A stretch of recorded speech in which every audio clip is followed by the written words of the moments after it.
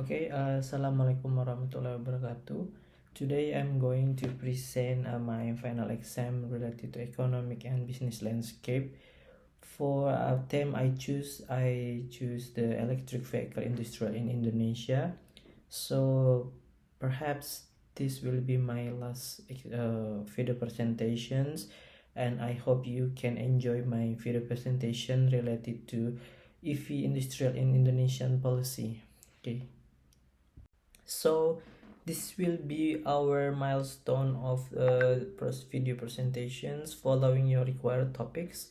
First, we are going to discuss about introduction. Maybe this topic will discuss about overview of EV industrial policy in Indonesia.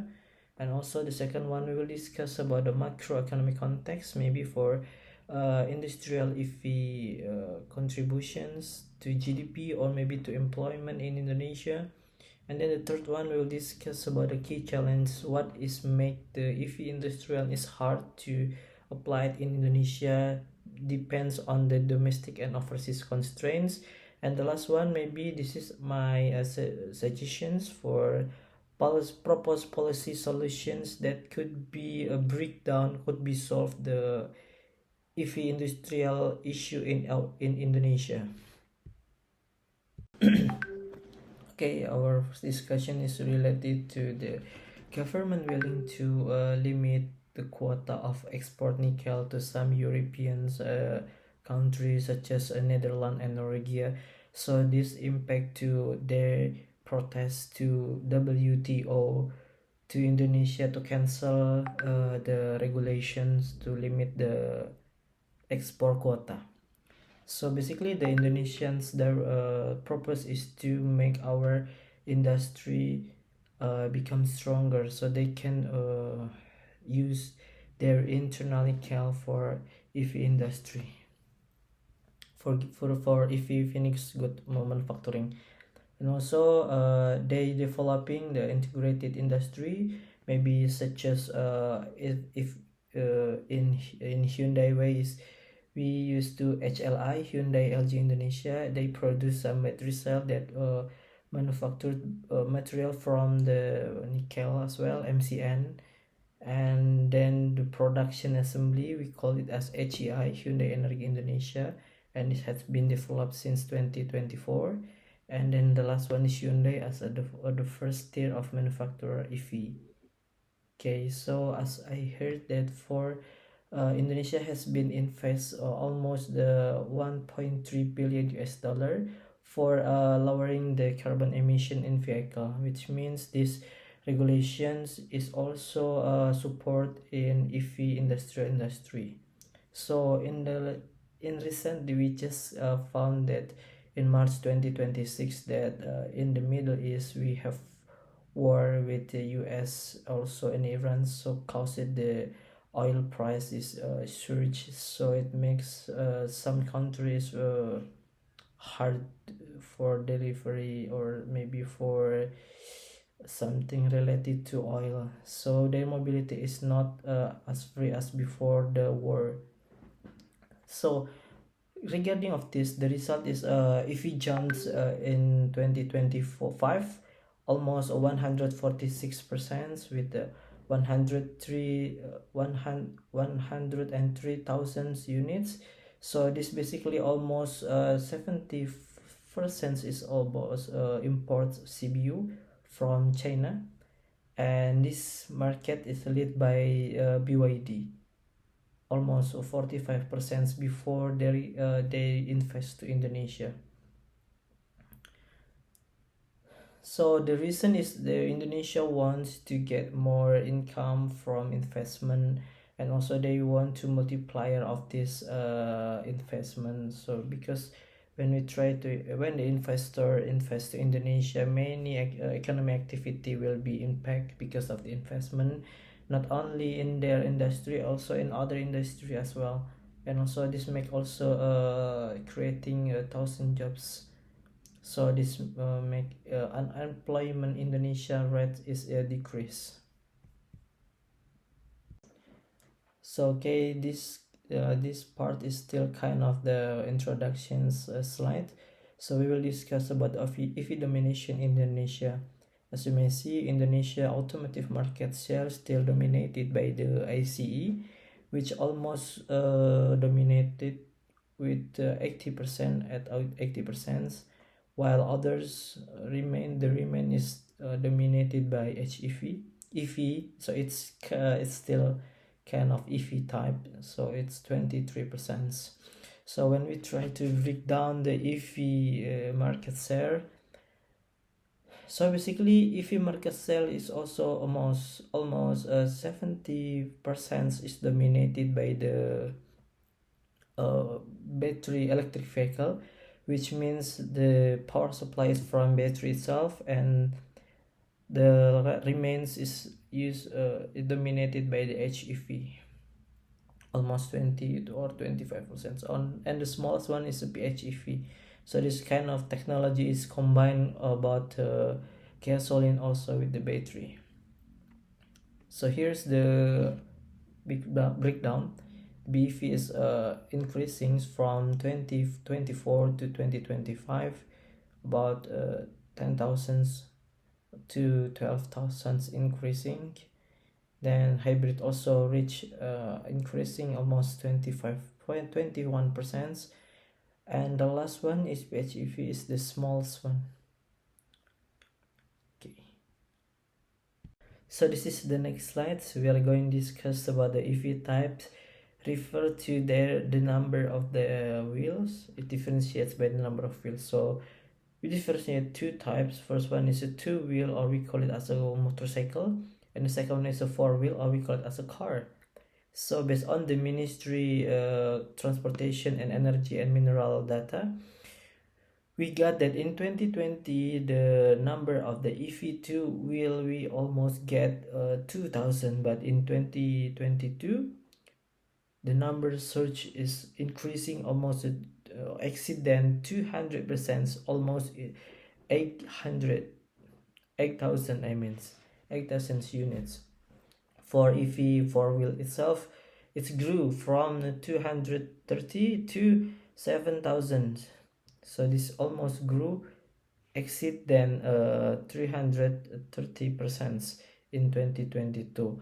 So which means this kind of data that the number of the EV year by year is always increasing. So that's why the demand also for EV should be increased, and the supply also need to be increased, because if the demand is increased but the supply is not increased, it should be, the price will be increased as well. So this is the EV market share in Indonesia. As you may see, from 2024 to 2026, it's still dominated by BYD, which almost 45% market share, and the quantity of wholesales from BYD is 46,000, almost dominated a half of Indonesian EV market share. So among this, almost the EV from China dominated in Indonesia compared to other country. So for the model itself, the first one is a BYD Atto, with 22,000 units sold in Indonesia in 2025, and the second one is a Denza D9s. It's 7,000 units, and it's still a BYD group. And the last one is a BYD Sea Lion, 6,000. So among of these model, which are dominated by also model from BYD. So this is why BYD from Indonesia invest more in Indonesia, because they have already a name in Indonesia, because they also attract Indonesians consumers. So they would like to invest in Indonesia. Maybe other reasons, because Indonesia pursue or Indonesia force BYD to invest in Indonesia as well. So this is the gas emissions data that differentiate by transport types. So in previous slide we have already discussed about which type of vehicle that dominated in automotive industry, and it's found that ICE or fuel gasoline is dominated in Indonesia, so which means it will be also produce the more gas emissions, and this data is also match switch with the wholesale market Indonesia data from Gaikindo, that the data from the gas emissions, we found that almost totally dominated by the land transportations, as you may see.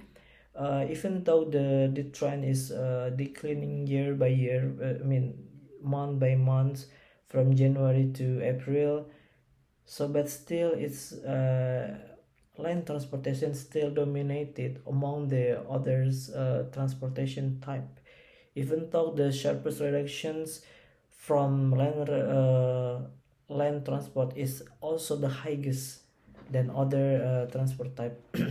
The second one is we take place the aviations is declined from 100 almost to 1200 giga carbons, so it declined to 352 gigacarbons. So this means this is a quite sharp declines, because maybe there is some biodiesel, or after combined by biodiesel or something, that also decrease the data. And the last one is marine, because the marine transport is not that popular in Indonesia. Only maybe they want to go to other job or to other island maybe, so they have to use the marine transport, so the data is not that big.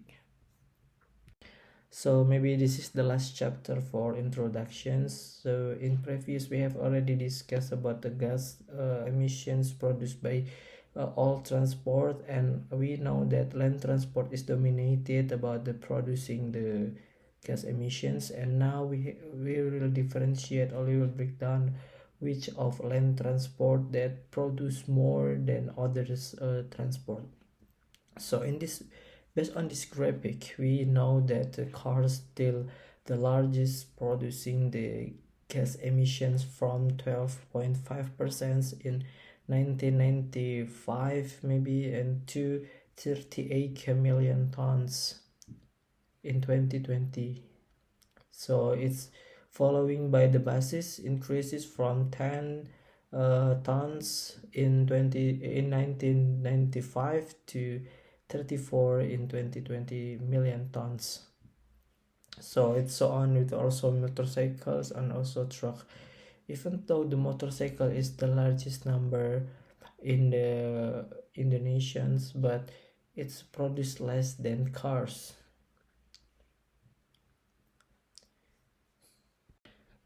So we are going to the next chapter related to macroeconomics context.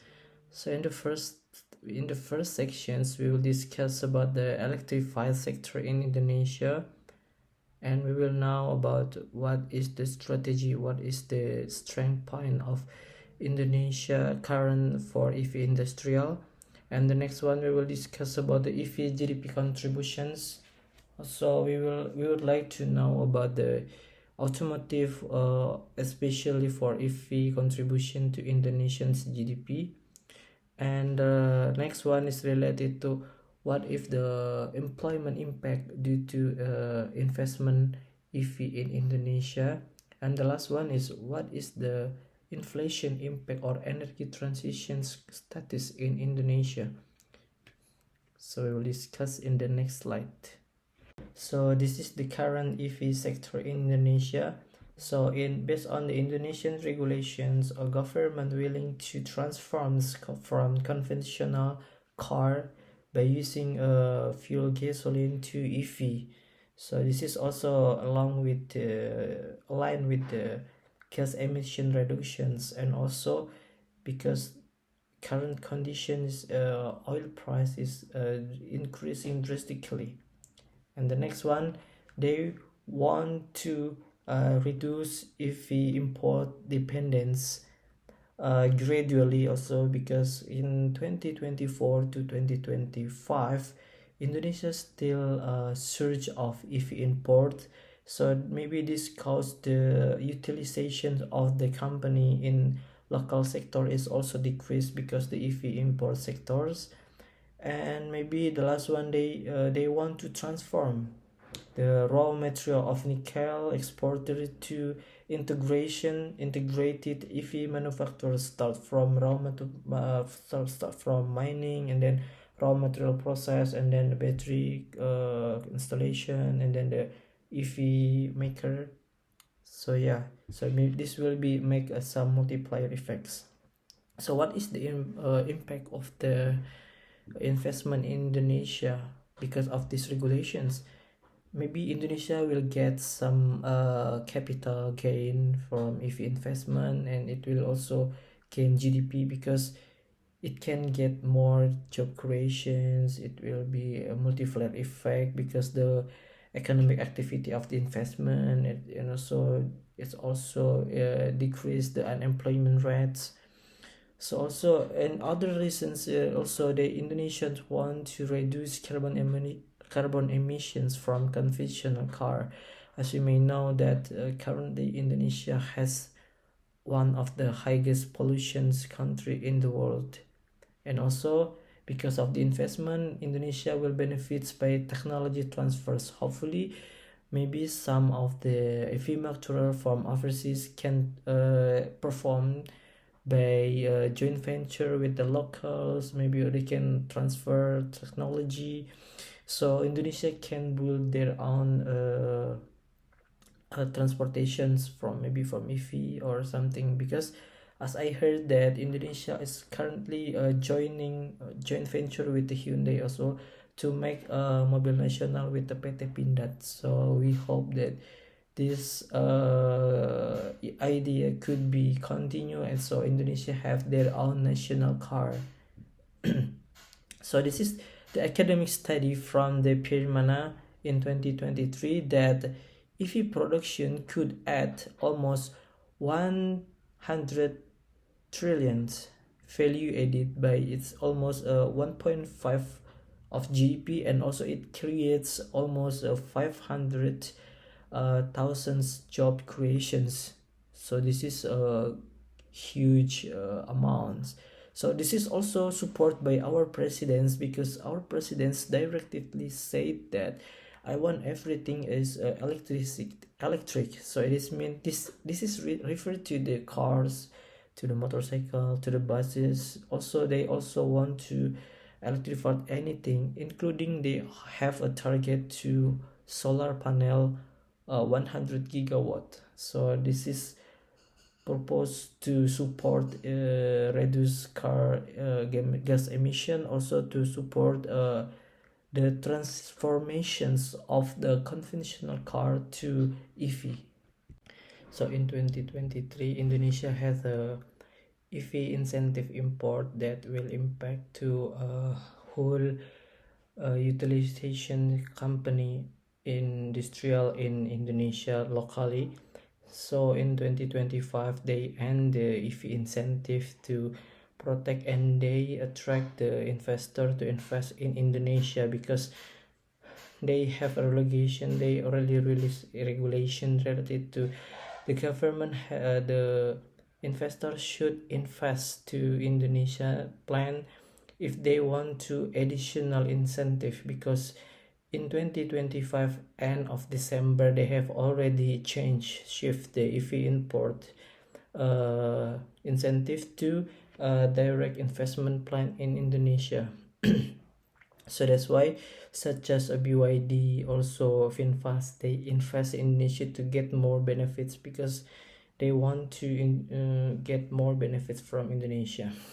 So the flow is like when investor come to Indonesia, and then they invest, they build new factory, new plant, new equipment, and then they hire more manpower from Indonesian local, and then the EV production will be decreased because there will be no EV import tax, or maybe related to custom clearance tax. And then when the EV purchase price is decreased, then customer attract to buy, and then the demand also will be increased, and then more investor will come to Indonesia to invest, and then more equipment, more plant come to Indonesia, capital gain also increase, and then more investor came to Indonesia to invest more, and then the impact is to the GDP. As you may see that the grab aggregate demand is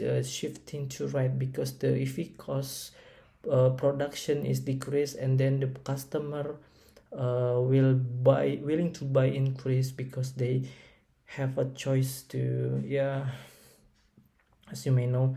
So let's say the grab AD1, so when the demand is increased, and then the GDP also will increase, because the shifting is to right, the outward. So it's also when it comes to the long run aggregate supply in maximum capacity, also the aggregate demand will also increase, and also it impact to our GDP as well.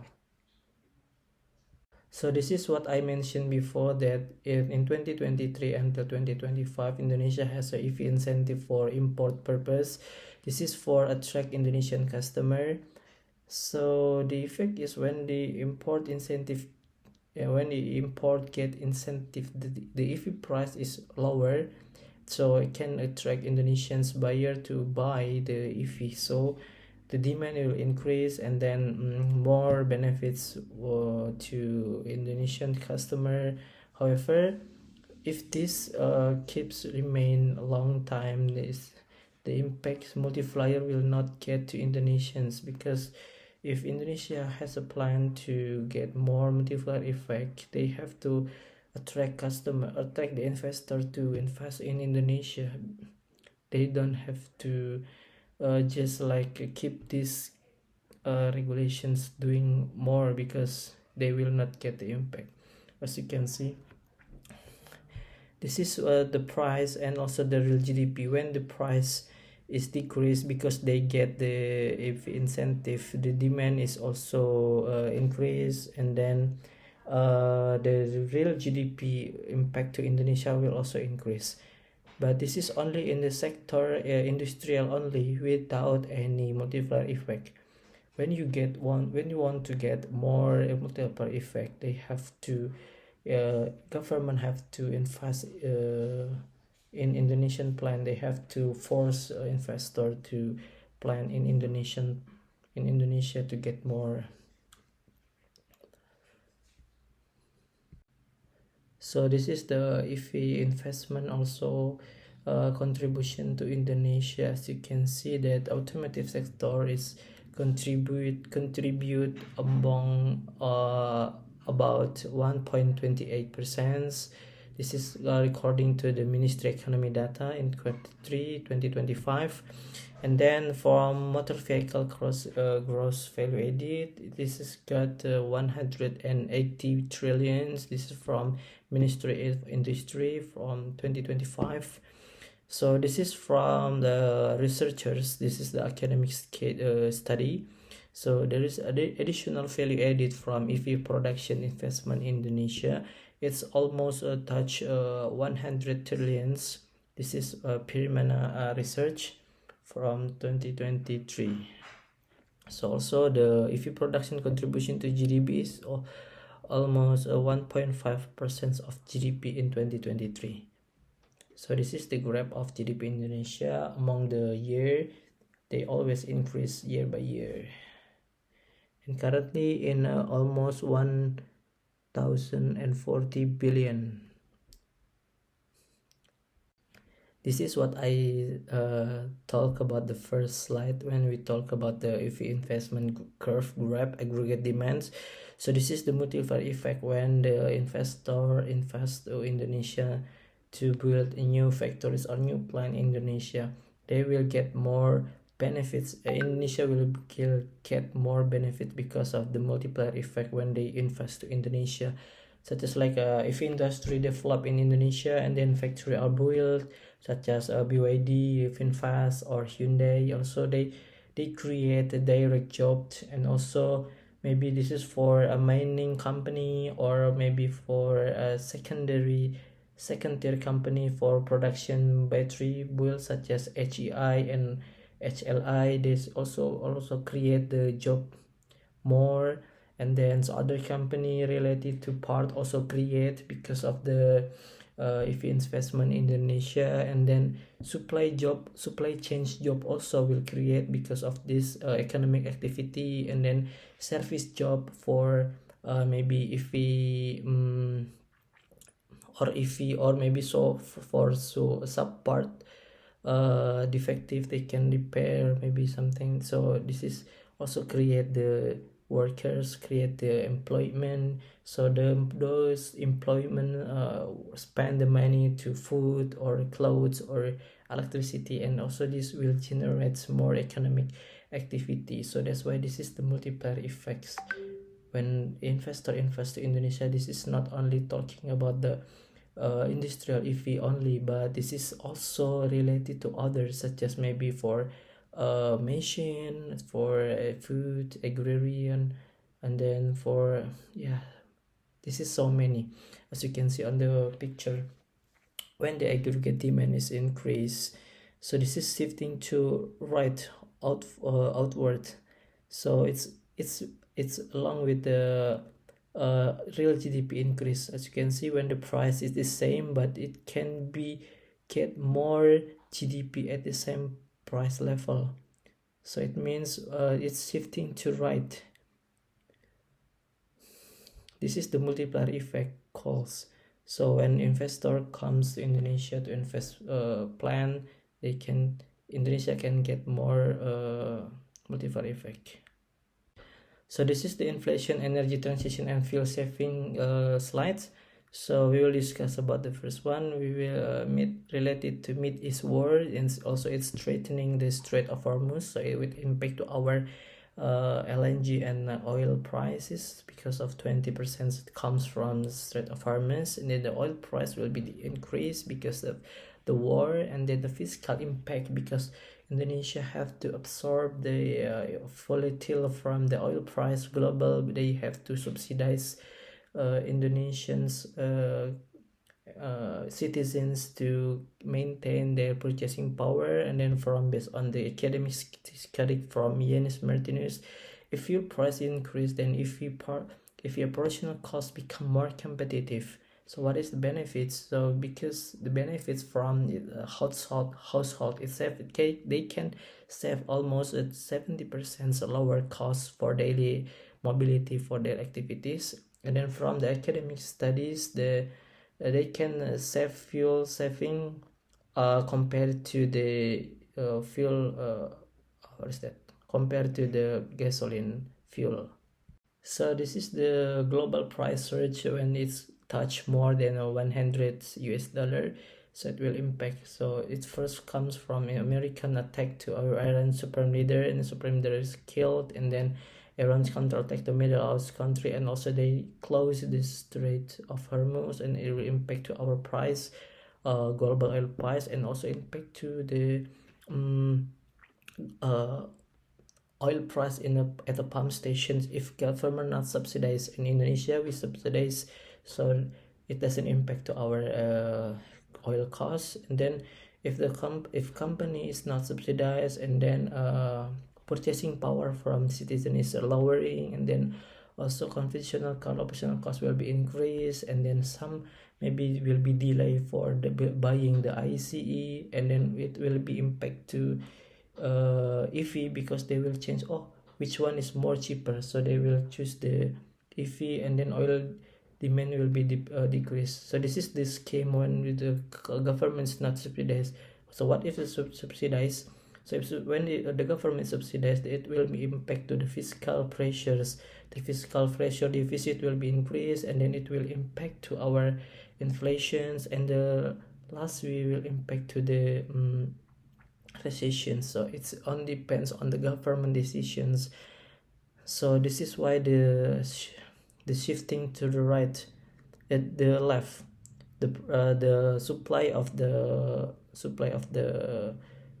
demand, supply of the oil is decrease, and then the price increase, and also it will decrease the real GDP because it will impact to Indonesian GDP if Indonesia have to absorb the global oil volatile. So this is the employment impact from Mahadi Tanggul Wicaksono analysis survey. They mentioned that automotive industry has employed almost 100,000 workers as of mid for direct employment. As you can see, the most is from the four-wheel vehicles with 32 factories, and almost 70,000 workers come from the four-wheel vehicles, and the remains is from two-wheel vehicles. So it's almost employed 30,000 workers.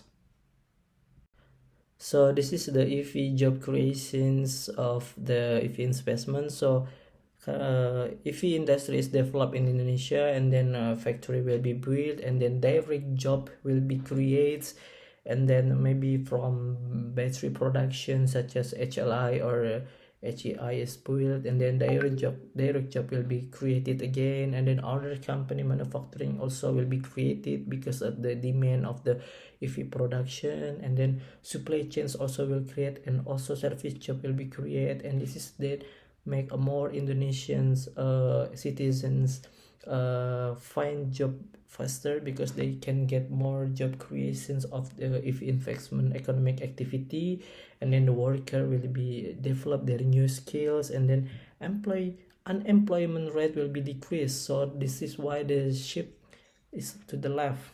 As you can see, the unemployment rate is decreased, shift to the left, while the remains inflation is the same. So this is the EV job creations when the EV investment is successfully built in Indonesia.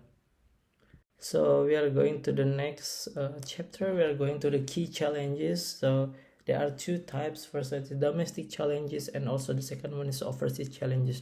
Domestic challenges is related to energy subsidy burden and the fiscal deficit pressure because of the oil price and the infrastructure constraints in Indonesia. Maybe some area they possible to build the infrastructure, and some areas not suitable. And then for overseas challenges is global interest rate from US Federal, and then rising of global price, and then exchange rate volatility to USD dollars, and then also nuclear supply dynamics. So this is energy subsidy burdens from academic studies from UE University of Indonesia in 2025 found that if we could reduce subsidies for fuel almost 20% or 18%, but in the other side from Yanis Martinez from ITB state that saving fuel is not having effective yet because the number of the EV is really small compared to the fossil fuel. Currently EV is already 250,000, but if we compare to fossil fuel cars also big gap because 150 million car, so it's really big. If we can see the EV incentive in Indonesia is we can get the 6.5 trillions. However, we can only get subsidy saving is only 374 billions as I remember. The ratio is 22 compared to 1. And also Yanis Martinez add that the EV is more efficient, consuming energy about 20 and until 30% of energy per kilometer compared to fuel vehicles. So this means that EV is far more efficient if the quantity is higher. So as you can see on the pictures, this is the Indonesia fiscal deficit pressures that in the start from 2019 to 2022. Indonesia has a higher deficit from its should be its high than 3%. So because of the COVID, and Indonesia has already set the fiscal deficit pressure target is almost about 2.68%. Approximately, it's about 690 trillions. It's still below the legal ceiling in Indonesians. So why it's the deficit factors if we compare to current conditions is because first it's probably rising of the oil price Indonesia, and Indonesia have to absorb the volatile of the oil price increasing because they have to maintain the Indonesian citizens purchasing power. So the government decide to absorb the volatile. And the second one is if the incentive is not equally to the fuel saving in Indonesia, as we discussed before, that if the fuel saving ratio is 22 compared to 1, so this is quite big gap. So this is the factor of infrastructure constraints. First one comes from for a consumer perspective itself. According to ITDP survey that among the almost 2,000 respondents, they conclude that lack of confidence on charging infrastructure because they have to wait more than 1 hour, maybe sometimes a half hour to fully charge of their EV. So this is take quite long. They have spent more times because of wasting times. They have doing nothing because of this.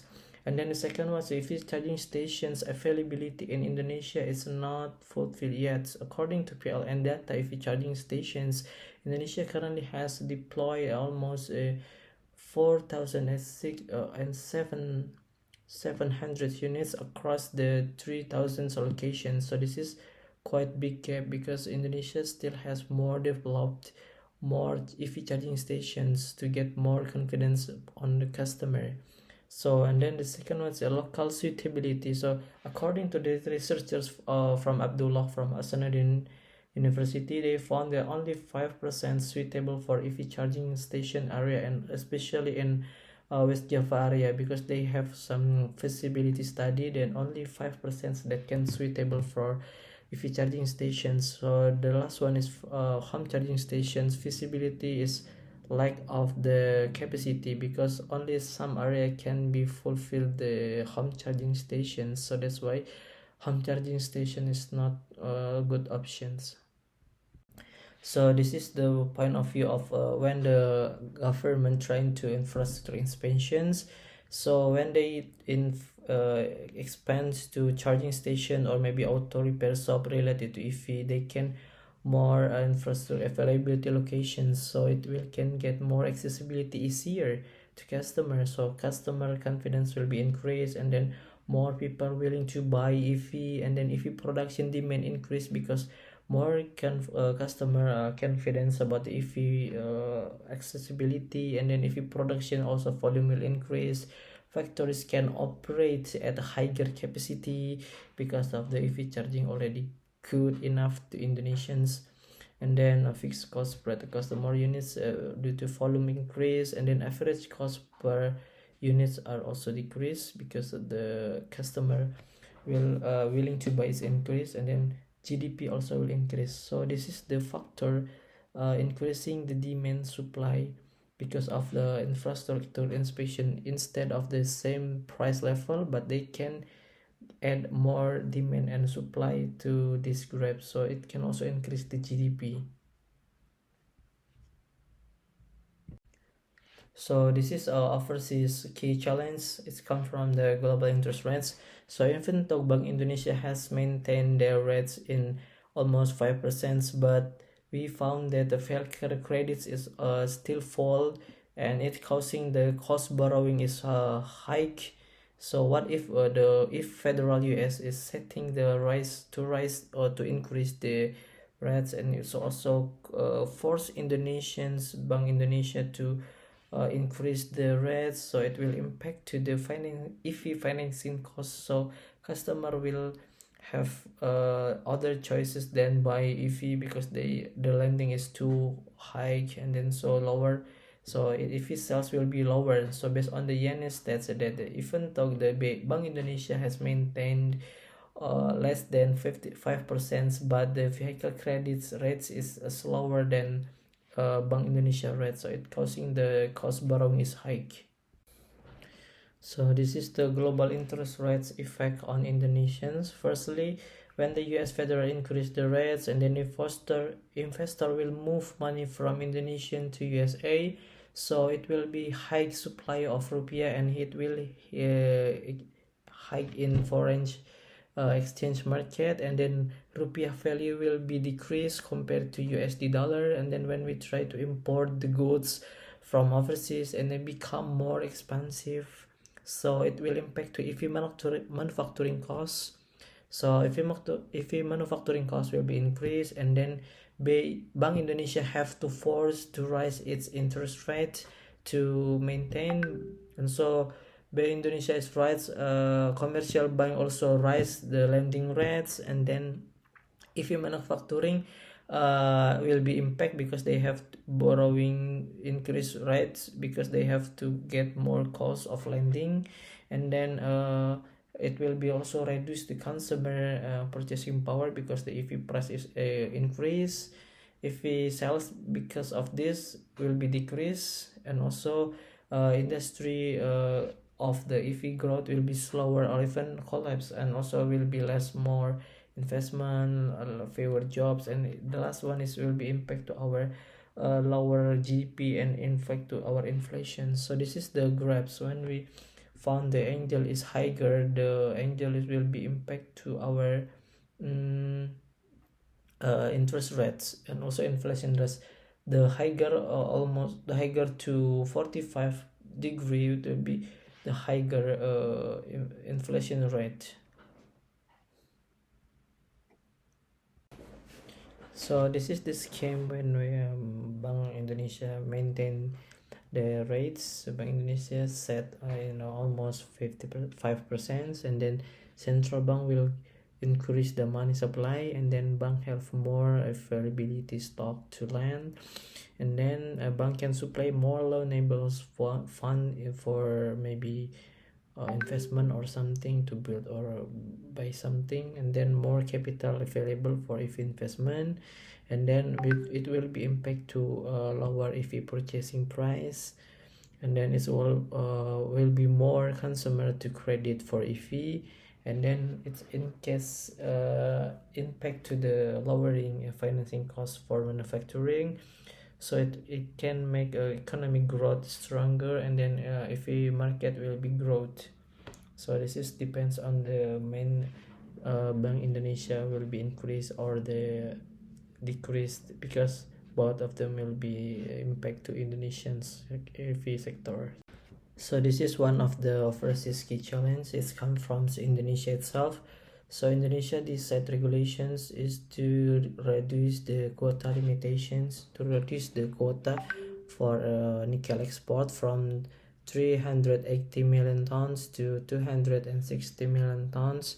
So while the domestic smelter capacity is 350 million tons, so this is will be supply gap between the quota and smelter demand. And other sides is also because of the limitation from Indonesia, Europeans also have decided to battery material shift from nickel Indonesia to LFP. So LFP is not contained to in the nickel, so it will be free nickel. So based on the analysis of the alternative, even full scale of EV production will consume less than 1% of national nickel output. So this is the export destination for Indonesia. China is still the most higher export expansions directions in the destinations to Indonesia. So this is the nickel quota limitations. As you can see, as I mentioned before, because of the gap supply and demand, so it will shift to the left or inward. As you can see, the price will be increased because the demand is remain same. The price, and also it will impact to our real GDP, because when we set the quota limitation supply, and then battery import also, if import will be increased, and it impact to our income. So this is the scheme when we talk about the it impact to battery nickel export volume exceed global supply will be decreased, and then nickel price will be increased, and global demand supply also will be decreased. So this is impact to our Indonesian GDP also it will be decreased. So Indonesia import with the nickel content more expensive. So who will take this responsible? Governments, they will give incentive, or consumer, they will get more expensive price value for purchasing the EV nickel material. So the next one is related to surge of EV import. So this is one of the overseas challenge. They have to import the EV. So as you can see, the EV sales is also increased year on year 141%, but almost among of them 75% is related to imports. So this means like Indonesia have to give incentive more for EV import, which will benefit the company. It's not for benefit to Indonesians, and it also make our factory utilizations is decreased.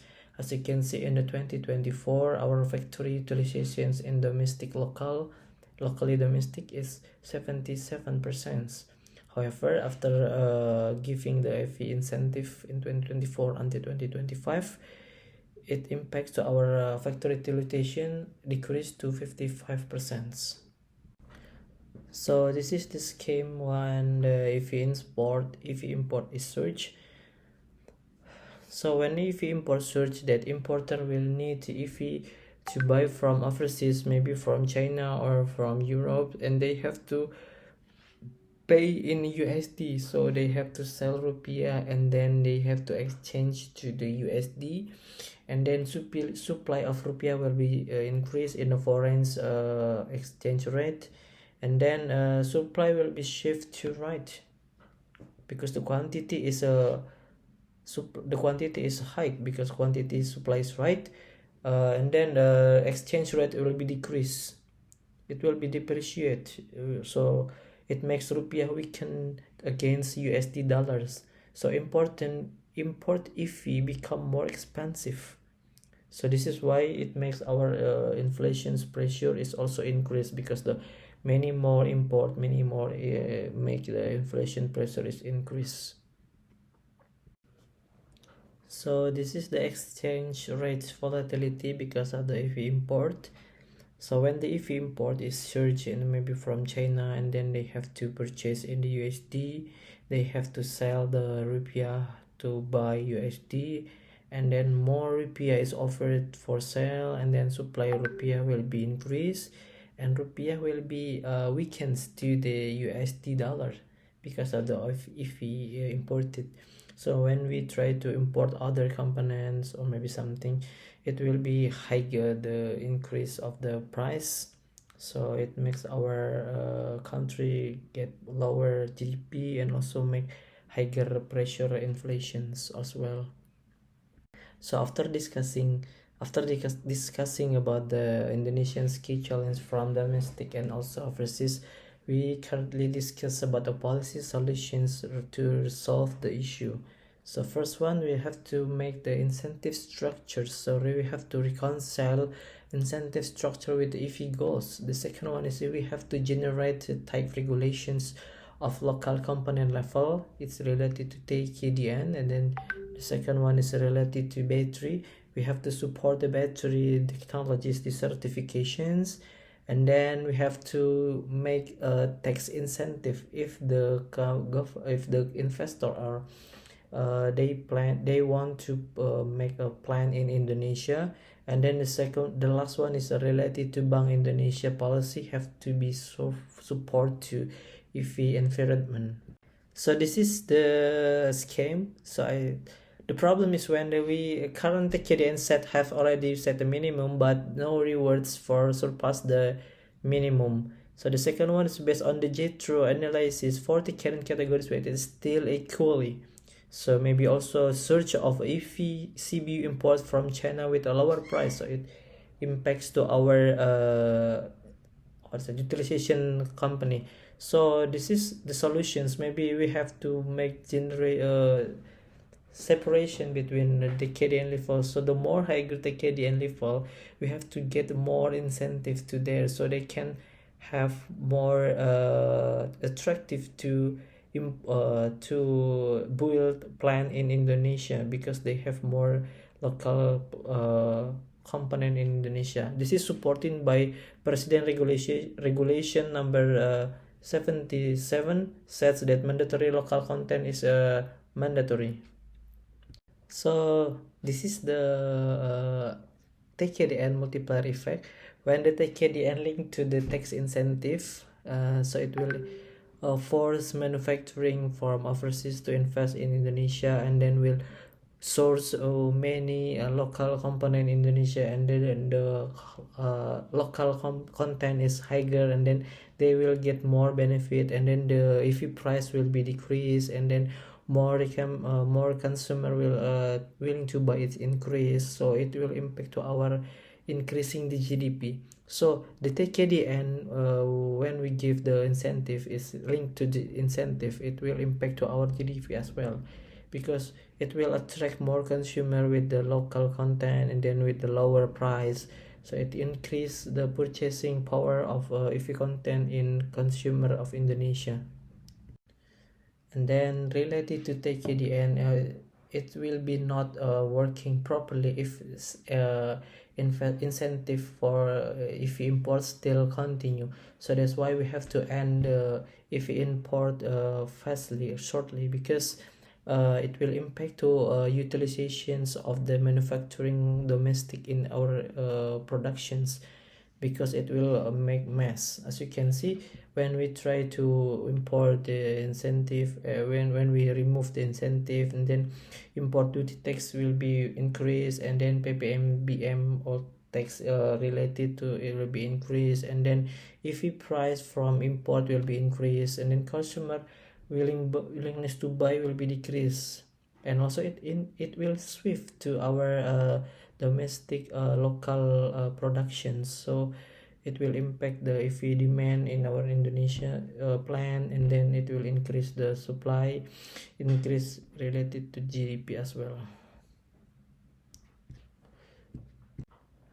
So the next one is related to reconcile incentive policy with the EV goals. As you can see on the problems, the proposed 2026 incentive will be given to ICE vehicle under 275 million, and for hybrids under 375 millions. So this is also contradict with our EV goals, because it's changed, because EV incentive has been removed of this incentive proposed in 2026. Then for LFP battery, which already contain 5%, already dominate almost 50% market, get only a 6% of VAT tax discount. So our solutions is like to eliminate also IC hybrid incentive immediately maybe, and also creates clear incentive with higher market, which is like a lower market share. So this is the scheme that, like, for ICE we have to give no incentive. This is no contribution to energy transitions. So the more give energy transitions, the more get a highest incentive. So the next one is related to support battery technology certifications. So our problem is that we have LFP is no content related to nickel, and it's causing the lowering nickel demand in the global and also in domestic. And also the next one is the problem is a market set of nickel already exceed 50%, and now currently global is shifting from nickel to LFP because the price is lower than nickel. So our solutions is like we have to nickel decertification, so nickel doesn't have to use only in the battery. They can move to another material, such as maybe for plating, maybe for specialty chemical, and also for high purity nickel, so they can use nickel for other component. And also we have to develop LFP, not only focusing on a nickel, but we have to also develop the nickel technology in Indonesia to attract the EV investment LFP in Indonesia as well, so they can get lower price for EV LFP as well. The last one is related to Bank Indonesia's policy. The problem is the BI still maintain in a level less than 5%, but the credits still stuck and also even slower than the BI rates.